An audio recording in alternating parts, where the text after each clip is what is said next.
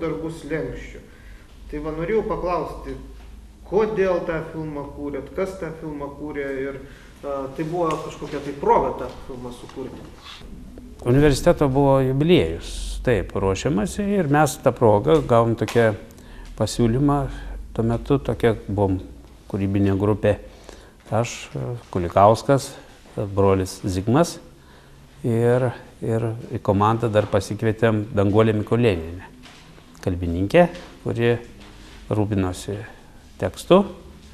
Na ir apie ką tas filmas, aišku, kaip ir tradicijos tokios tada buvo, kažkokia tai kiekviena savo organizacija kažkokį norėdavo turėti kraštotyrinį tokį darbą apie save, apie savo pasiekimus kažkokius, tai laimėjimus, apie istoriją savo atspindėti, kažko prisiminti, kaip kūrėsi, kaip. Tai mes tokie pagal tų laikų tradicijas ir dirbom. Nebuvo galimybės ieškoti kažko daugiau, bet pamatėm, kad to darbo tikrai daug yra, nes į 10 minučių filmą nesutilpsim ir teko daryti 2 dalių, tai yra 20 minučių filmą. Tai filmavimas, aišku, buvo kino juostoje, nebuvo video dar tais laikais, galbūt tik pradžia buvo, bet radome, bedirbdami, daug senos kino medžiagos. Aišku, filmuota viskas buvo mėgėjiškai, visas mėgėjiškos kameros, visas ryškinimas buvo tais laikais. Na, profesionalus jų apdirbimas, medžiagos filmuotas buvo beveik nepasiekiamas kino mėgėjams. Na, vis dėlto sugalvom pasitelkti tą istorinę seną archyvinę medžiagą, kurią radome. Prieš mus jau buvo dirbę čia universitete, savo pradžioje buvo, sakyčiau, Musneckis Algirdas, jau buvo dirbę Ostašenkovas Aleksandras, Matkus buvo dirbęs, buvo dar kiti fotokino būrelio nariai. Na, buvo labai įdomu, kad ta medžiaga kažkokia šiokia tokia vis dar buvo atrasta ir vis dar galėjome ją panaudoti. Aišku, kai kurie vaizdai jau buvo išblukę, galbūt, sakyčiau, ta pati kino juosta sugadinta, nes ir teko daug peržiūrėjus kažką tai atrinkti. Bet vėlgi iškilo klausimas, kaip tą medžiagą panaudosi, ar nenorėjosi karpyti labai daug ir kažką tai sugadinti vieną medžiagą, darant filmą kitai medžiagai. Tai yra pagrindinė problema, perkopijuoti į video ar į kompiuterį. Tais laikais nebuvo tokių galimybių. Ir turėjom labai delikačią tokią išspręsti problemą, kad nesugadinti.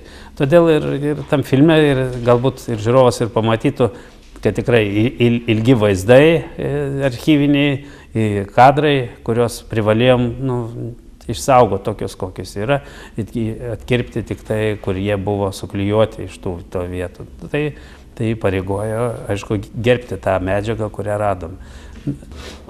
Dabar galbūt, jeigu galima prisiminti, jūs buvot universitete su broliu, dalyvavot tam kino technikos būrelio veikloje, ar kažkas tai tokio buvo, ar kažkokia tai studentiška studija, gal galima būtų taip prisiminti, kas tai buvo iš vis per struktūrą tais laikais universitete, kada jūs maždaug ten pradėjot toje veikloje dalyvauti, turbūt 79-8 metais.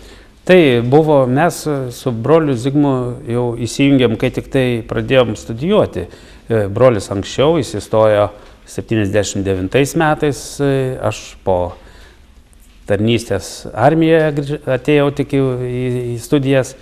Na ir buvo mūsų pirmose rūmuose, dabar vadinamuose, Rūsy fotolaboratorija, kuriai ten vadovavo ir buvo įsteigęs Algirdas Musneckis. Na ir galimybės buvo ir fotografuoti, ir šiek tiek pabandyti pafilmuoti, kadangi mes jau dar būdami moksleiviai dalyvaudavom kino mėgėjų veikloje, tai norėjom pratęsti. Na ir subūrėm tą komandą tokią, pradėjom netgi filmuoti kažkokius tai tokius kaip Tarybų Lietuva buvo kino žurnalai, kronikos. Tai mes sakom, kroniką galėtų turėti ir universitetas, o ko mes negalim pabandyti. Na ir pabandėm ir kai kurios gal išleidom, ar 3 ar 4 numerius tokios.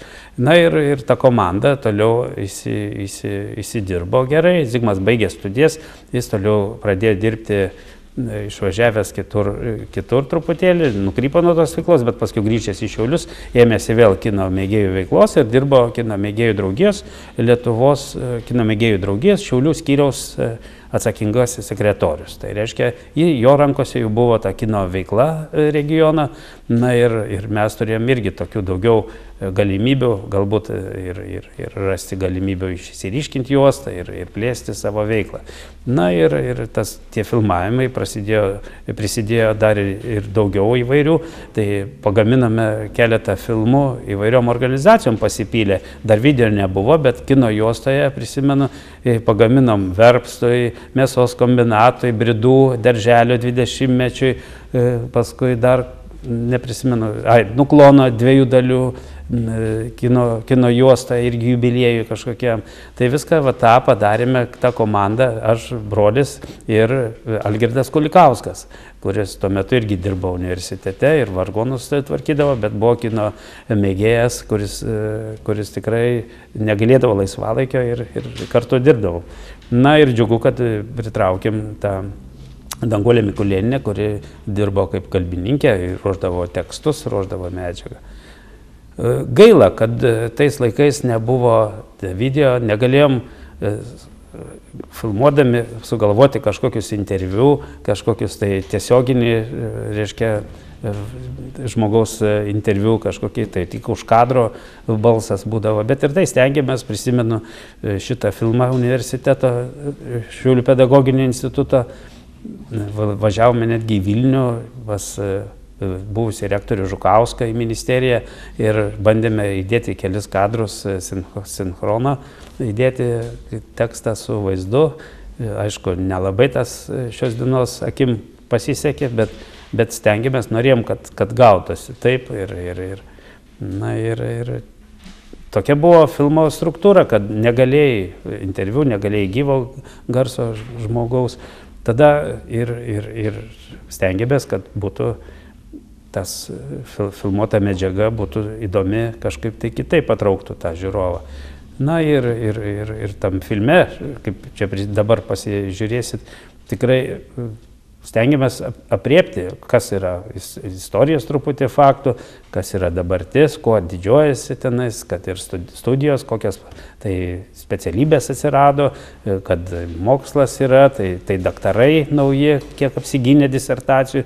Žodžiu, visa tai, kas tuo metu ir buvo pagrindinės aktualios universiteto. Aišku, didžiuodavosi ir meno kolektyvai, sporto pasiekimais. Tas pats ir dabar yra, ir sportas, ir menas, bet aišku, buvo sąlygos tik tai nufilmuoti ir nufilmuoti tik tai už kadro visas, negalėjo montuoti kitaip. O dabar, sakykime, atgarsį kažkokį filmą sulaukė ir žiūrint iš dabartinės, faktiškai jo. Tuo metu atgarsis buvo kažkoks tai to filmo? Tuo metu filmas buvo rodomas per jubiliejų ir buvo įtrauktas oficialiai premjera filmo į tų šventinių renginių programą universiteto žymiojoje 225 auditorija, sausakimša auditorija buvo. Mes, įsivaizduokit, pastatę vidury auditorijos kino projektorių pastatė ir įsigarsinę su garsą visą, su kolonėlėms, aparatūrą ir demonstravom šitą filmą premjerą, po kurios buvo griausmingi plojimai ir aplodismentai, ir gėlės, ir sveikinimai, kaip puiku. Žmonėms įdomu save pamatyti, juk tais laikais, dabar tai video kiekvienas ir videokonferencijos ir jau įprastas dalykas. Tais laikais buvo pamatyti kino ekrane save ir aš čia sodinam medelį ir čia ir koncerte, ir paskaitose, ir savo dėstytojus pamatyti ir tikrai paskutinio skambučio kokią tai fragmentą ar ką. Tikrai jiems buvo labai patiko ir aš prisimenu, klausiau, kodėl taip trumpai labai praėjo, labai trumpai. Tai mes tai ilgas filmas, sakom, čia kaip tik labai ilgas filmas. Na, tai tikrai, matos, žmonėms patiko. Tai ir yra istorijos dalis. Tuo metu toks buvo supratimas apie tą filmavimą mūsų, toks buvo galimybės tokios. Tai manau, kad savo tuo metu tą užsibrėžtą tikslą įvykdėme ir padarėme šitą filmą. O maždaug juk taip susiskirsti pareigom, kas kokias pareigos buvo kino, ta prasme, 4 tų žmonių. O, tai pareigos buvo didelės, ta prasme, tokios, kad kiekvienas jautėmės labai atsakingi už tą bendrą darbą, kažkaip ta komanda susilipdė ir, pavyzdžiui, Zigmas Ripinskis, jis montavo, montažiniai buvo pagrindinis, klijuotojas ten ir montuotojas pasižiūri fragmentus. Daug medžiagos Algirdas Kulikauskas pateikė ir jis padėjo trinkinėti, surasti kur ką. Tai įsivaizduokit, visas kambarys, vyksta taip, visas kambarys ar salė Lietuvos kino mėgėjų draugijos buvo nuklota ant žemės gabalais kino juostų ir su užrašiukais ir reikėdavo susirasti kiekvienam gabaliukui, kiekvieną įklijuoti ir buvo labai kruopštus darbas.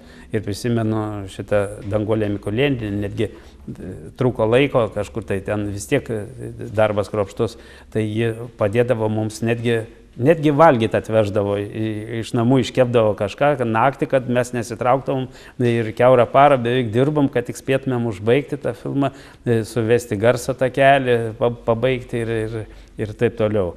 Na, tikrai visi buvom atsakinga komanda ir dirbome ne vieną filmą tą komandą.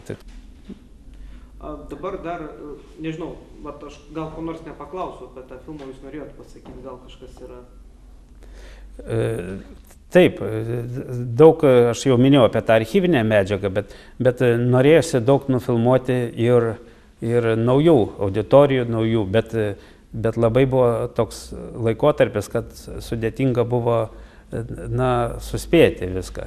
Kadangi turim visi tiesioginės pareigas, tai tam filmavimui neteko daug ir skirti laiko. Tik tai spėjom surinkti tas, kas jau padaryta. Ir aišku, keletą tų filmavimų iš naujų rūmų atidarimo, iš kitų norėtųsi daugiau turėti ir geresnės kokybės, bet tuo metu neturėjom technikos. Filmuota viskas sumėgėjiška buvo. Ryškinimas irgi pačių buvo praktiškai. Na, tik paskui ten į Rygą vežėm, ten takelį, ten tą ryškino su magnetinio juosta, su magnetiniu takeliu šitą filmą. Ir